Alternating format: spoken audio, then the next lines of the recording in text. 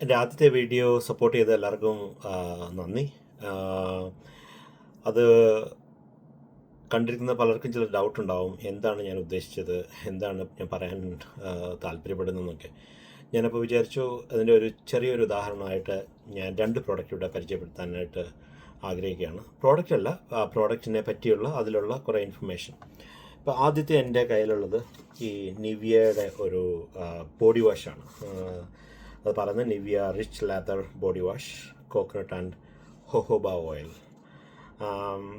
ഇപ്പോൾ ഇതിൽ നോക്കുകയാണെങ്കിൽ ഇപ്പോൾ നമ്മളിത് വാങ്ങിക്കുമ്പോൾ ചിലരിപ്പം നമ്മളിപ്പോൾ ആദ്യമായിട്ട് ഇത് വാങ്ങിക്കുന്നവർ ചിലപ്പോൾ ആരോടെങ്കിലും പറഞ്ഞിട്ടായിരിക്കും വാങ്ങിക്കുന്നത്, അല്ലെങ്കിൽ ആരെങ്കിലും പറഞ്ഞാണ് ഈ ബോഡി വാഷ് നല്ലതാണ്.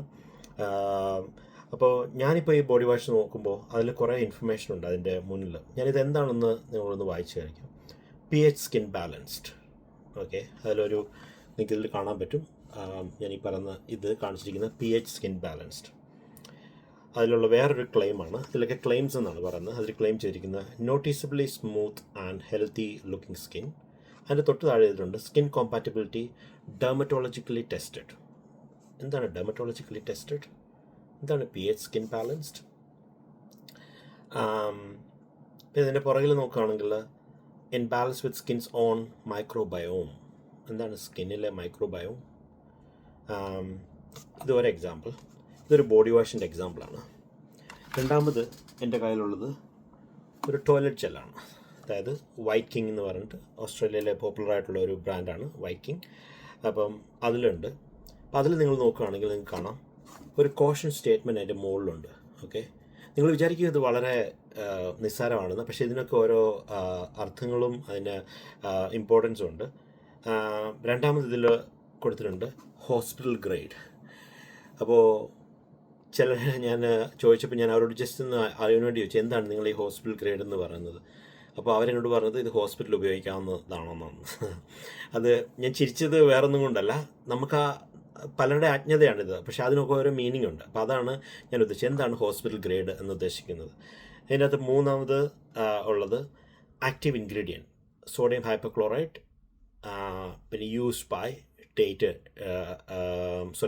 ഡേറ്റ് ആ സമയത്ത് അവൈലബിൾ ക്ലോറിൻ ഇത് കൊടുത്തിട്ടുണ്ട്. പിന്നെ വേറെ ചില ഇതുണ്ട്, ഒരു ഓസ്ട്രേലിയ മെയ്ഡ് ക്ലെയിം ഉണ്ട്. എന്താണ് ഓസ്ട്രേലിയ മെയ്ഡ് എന്ന് പറഞ്ഞു കഴിഞ്ഞാൽ? ഓക്കെ, നമ്മൾ നിസ്സാരമായിരിക്കും ഓസ്ട്രേലിയ ഉണ്ടാക്കുന്നതായിരിക്കും ഓസ്ട്രേലിയ ഉണ്ടാക്കുന്ന എല്ലാ ഓസ്ട്രേലിയ മെയ്ഡാണോ? അല്ല. അപ്പോൾ അതിന് ഓസ്ട്രേലിയ മെയ്ഡ് ആവണമെങ്കിൽ അതിനുള്ള ക്രൈറ്റീരിയ എന്താണ്? പിന്നെ നിങ്ങൾ ശ്രദ്ധിക്കേണ്ട ഒരു കാര്യമാണ് ഇതൊരു എന്താ പറയുക, ബ്ലീച്ച് ഉള്ള ഒരു പ്രോഡക്റ്റാണിത്. കാര്യം സോഡിയം ഹൈപ്പോക്ലോറൈറ്റ് എന്ന ബ്ലീച്ച്, നിങ്ങൾക്കറിയാം ബ്ലീച്ച് എന്ന് പറഞ്ഞു കഴിഞ്ഞാൽ ഒരു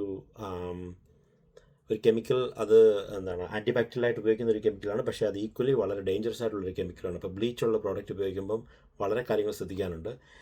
ഞാനിതിൻ്റെ ഡീറ്റെയിലോട്ട് പോകുന്നില്ല, ഇത്രയും ഇൻഫർമേഷൻ ഇവിടെയുണ്ട്. എനിക്കറിയില്ല നിങ്ങളിൽ പലരും എത്ര പേര് ഇതിൽ ഇൻഫർമേഷൻ ഇത് വായിക്കും എന്നുള്ളത്. അപ്പോൾ ഞാൻ നിങ്ങളുടെ അറിവിനേക്കായിട്ട് ഞാൻ എന്താണ് ഈ ഇൻഫർമേഷൻ, എന്തിനാണ്, എന്തിൻ്റെ റെലവൻസ് ആണ്, ഇപ്പോൾ ഇങ്ങനെയുള്ള കുറേ കാര്യങ്ങളാണ് ഞാൻ ഈ ഒരു ചാനലിലൂടെ പറയാനായിട്ട് ഉദ്ദേശിക്കുന്നത്. അപ്പോൾ സ്റ്റേ ട്യൂൺഡ്. അപ്പോൾ അടുത്ത വീഡിയോയിൽ ഞാൻ കുറച്ച് ഡീറ്റെയിൽസ് ആയിട്ട് വരാം. അതുവരേക്കും നമസ്കാരം.